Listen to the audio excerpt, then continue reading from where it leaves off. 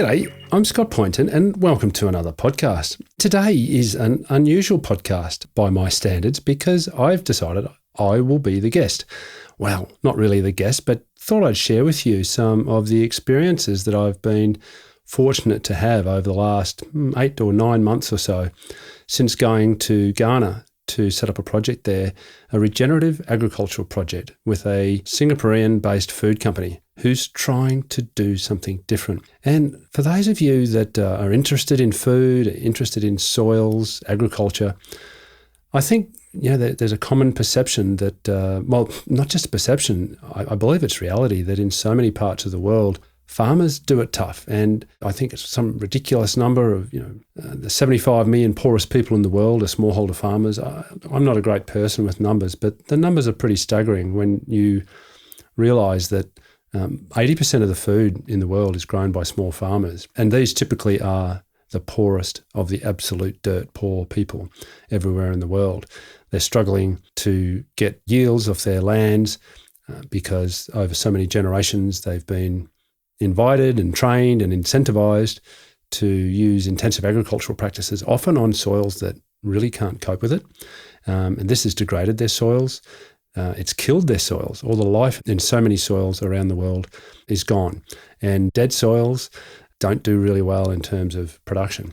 And so the CEO and founder of WhatIF Foods, an Austrian bloke called Chris Langwallner, and I've interviewed Chris in the past on the podcast here a couple of years ago now. I think it could be time for us to speak again.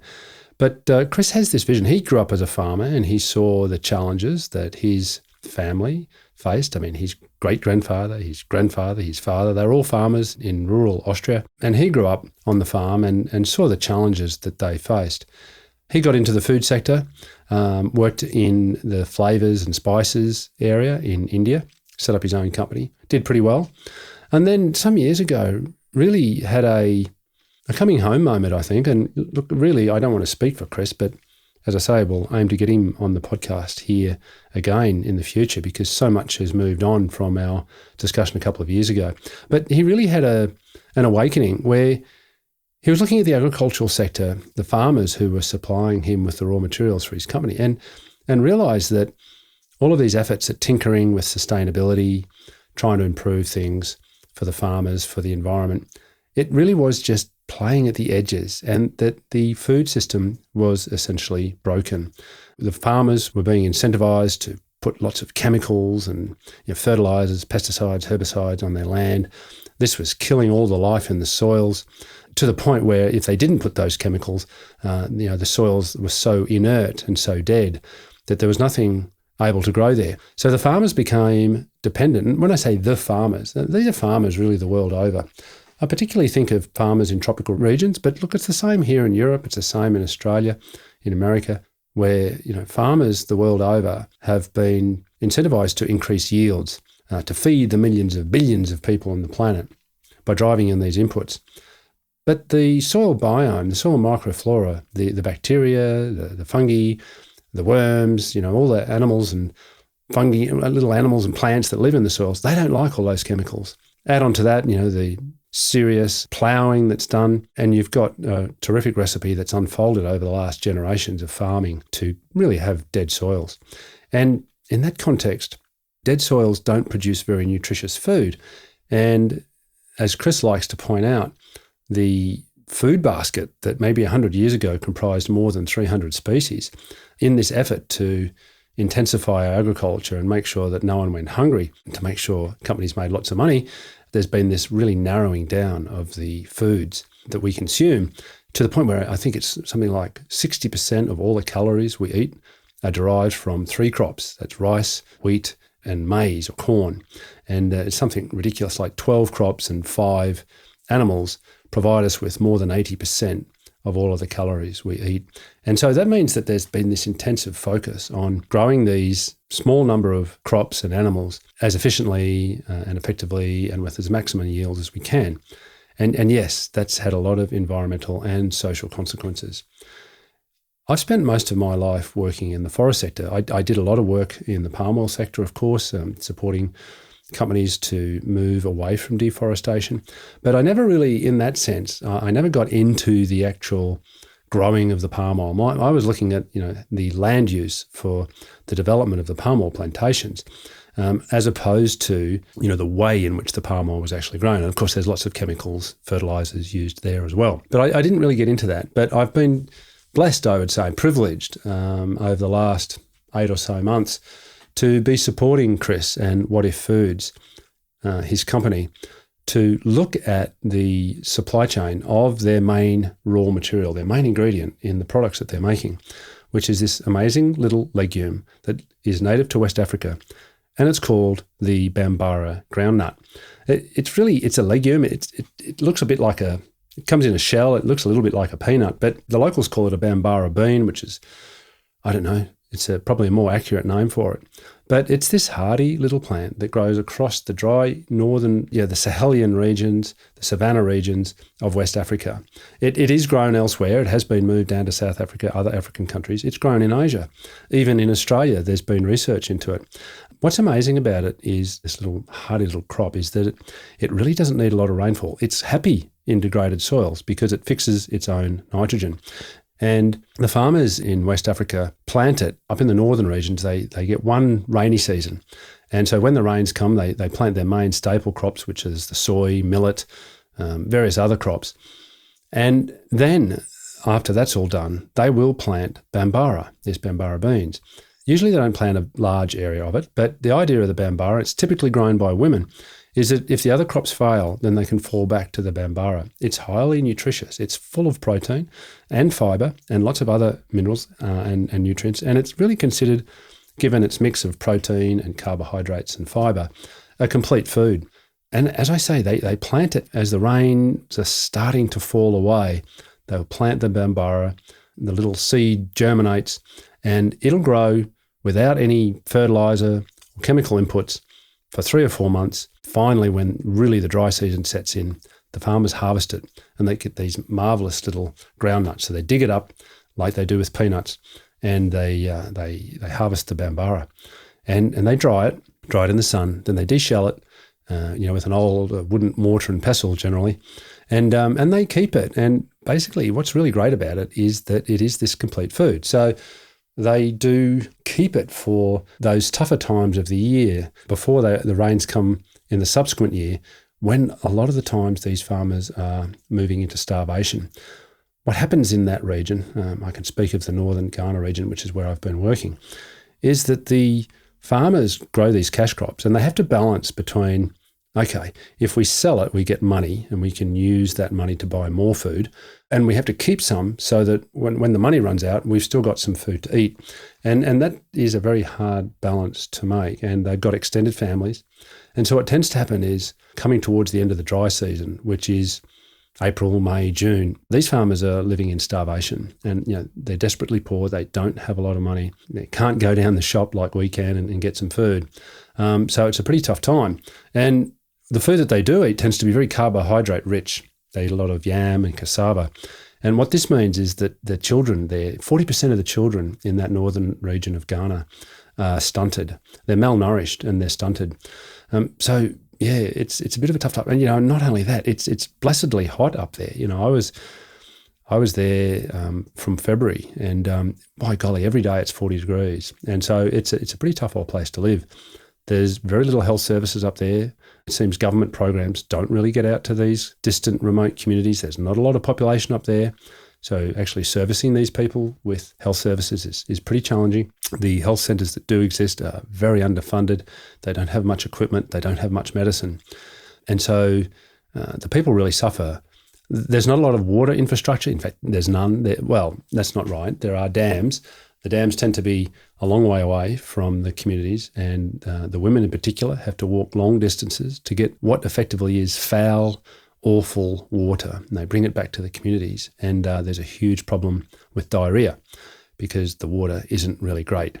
And there's not much sanitation out there. Oh, the other thing, of course, is there are primary schools, but very few secondary schools, and a lot of the primary schools are broken old buildings.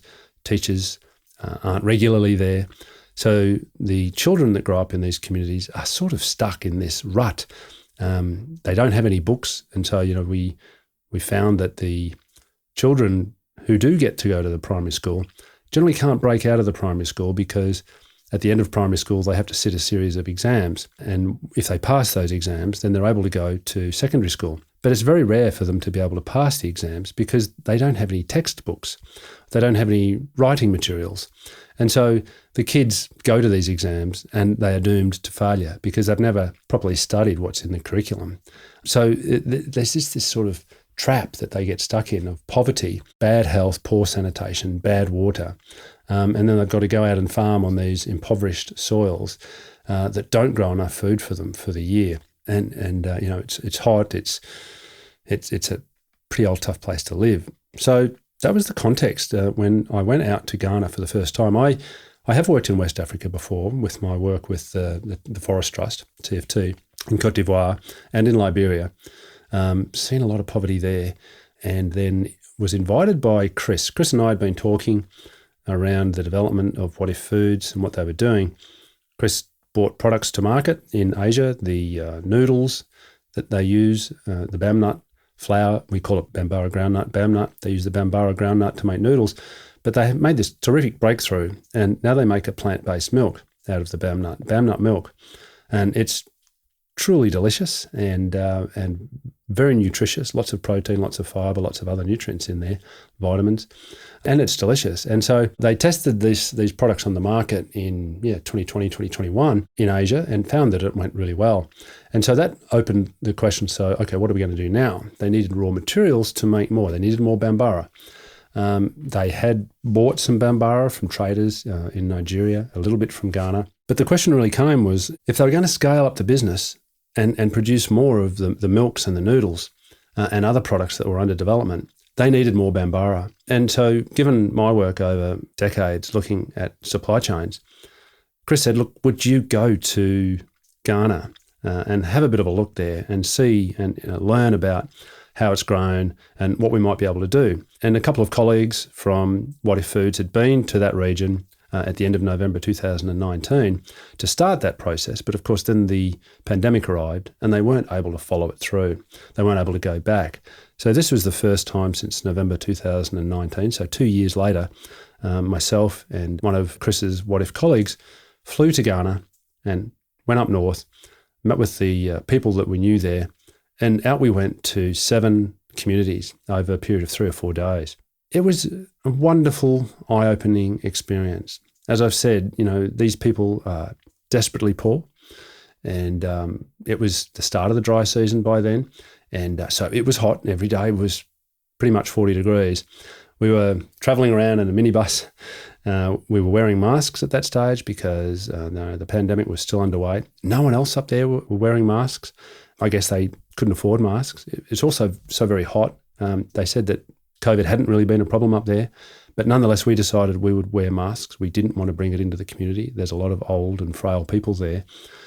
So it was hot with the masks on. We were sitting in the back of the minibus. There was no air conditioner, and there were holes in the minibus. So as we were going along the red, dusty African roads, the dust was coming in, and we'd get to the community, and we'd get out of the minibus and have to dust ourselves down. And but it was a great experience and a very humbling experience as we were able to go and sit with these communities. And we weren't going in to sell them anything. We went in there to talk to them about our ideas and what we were hoping to do, and that is to work with them to produce more Bambara. And what we found was that they all knew Bambara, of course, they grow it, but that it was being grown less and less. And part of the reason for that is that it's not so easy to cook. Like, it's a tough little nut. It really is like a stone. And so to cook it to the point where you can eat it, you've generally got to boil it for about 4 hours. And if things like firewood is scarce, and the women in particular have to go and find the firewood and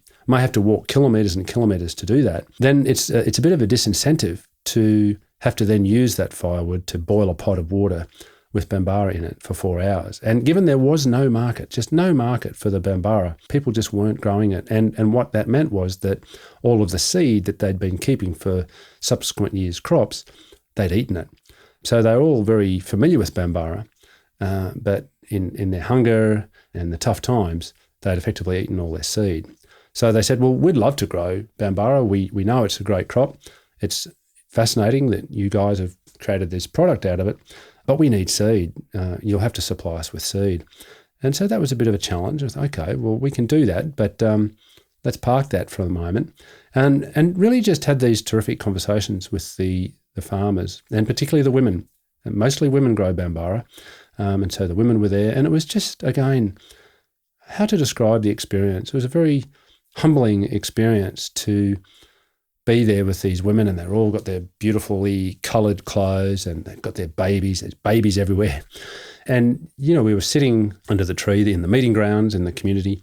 We would sit there.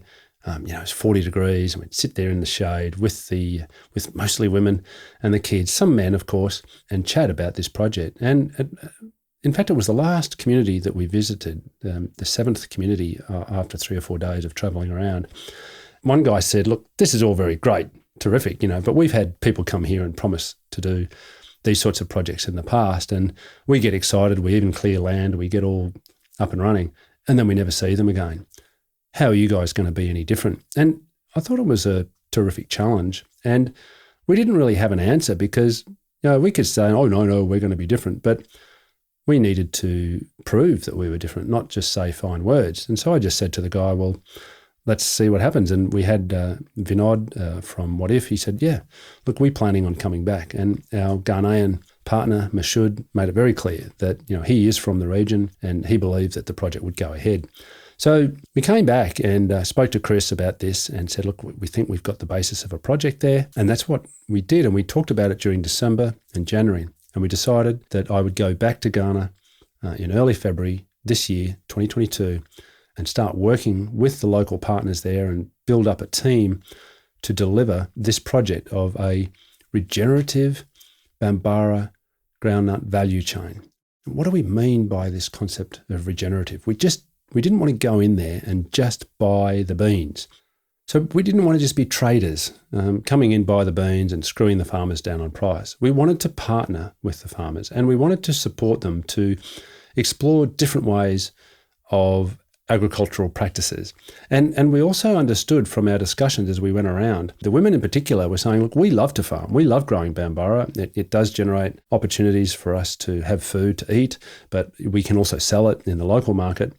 And so we want to grow it. But hey, we've got a bit of a problem because we've got to go and get the firewood. We've got to go and fetch the water. There isn't really a school here, so we've got to look after the kids. We've got to farm. Oh, and by the way, we're often pregnant. There's all sorts of complications with that. We're sick a lot of the times because the water's so bad. We're pretty time poor. And when we do have time, we're often not well. So you need to understand, and the women told us this, you need to understand that our ability to grow this crop for you is limited by all of these other problems we face. And I spoke to Chris about this, and we said, look, so many companies think about those aspects of their community engagement as being sort of little projects that they do on the side. They come in, they buy the crop, they screw the farmers down on price, they get out, and if they want to put a nice picture on the front of their annual report, they might build a school. There's so many beautiful school buildings in these parts of the world that have never seen a teacher and have never seen a student. So we realised that we had to go further. We had to work in a different way.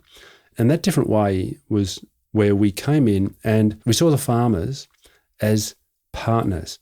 And they were prepared to give us their labour on their land to grow this crop.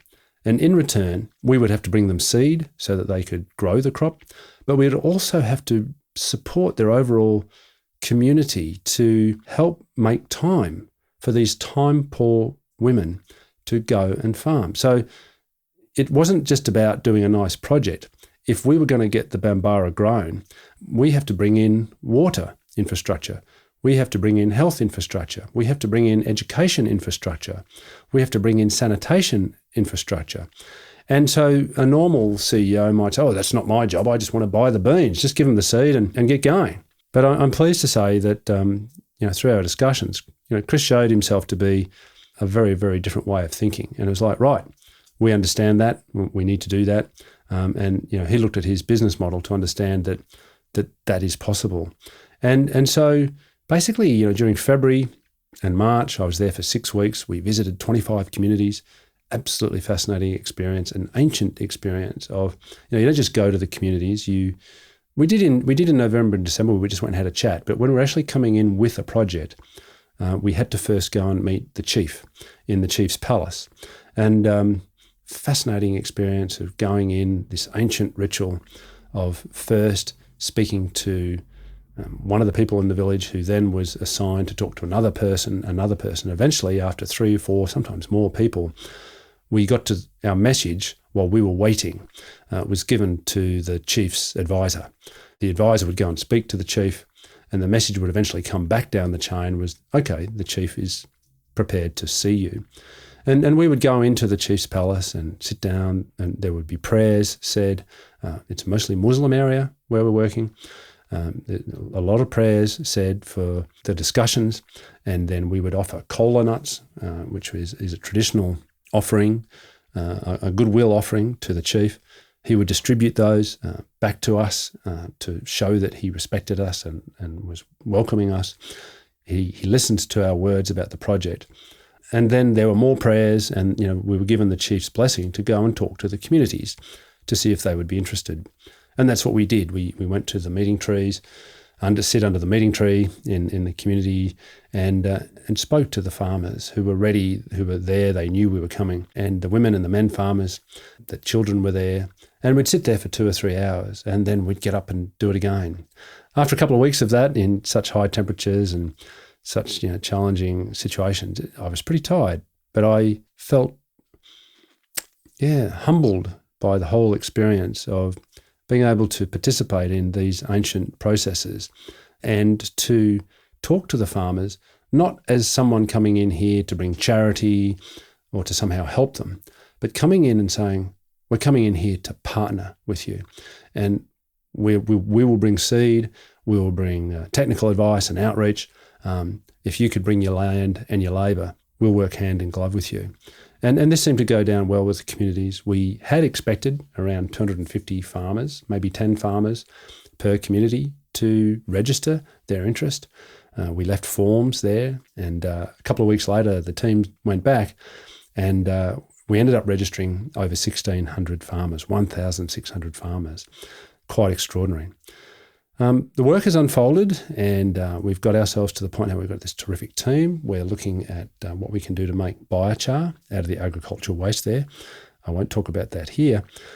Talk about that in another podcast. Fascinating, because it's really an amazing way, a circular economy way of bringing life back to the soils there.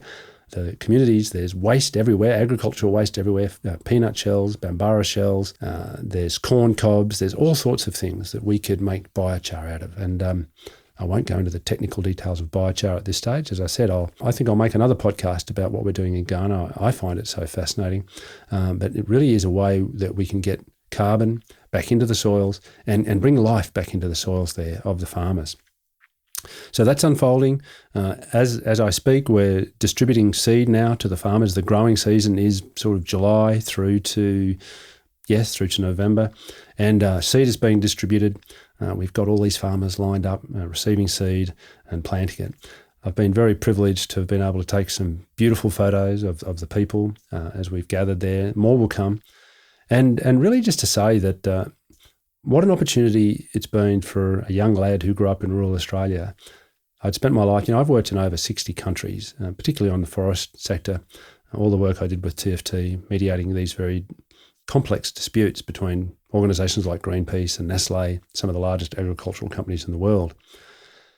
But I've been touched by the values and the commitment of the people from WhatIF Foods, particularly Chris, the founder, the CEO and the founder, but his whole entire team are absolutely focused on doing things differently.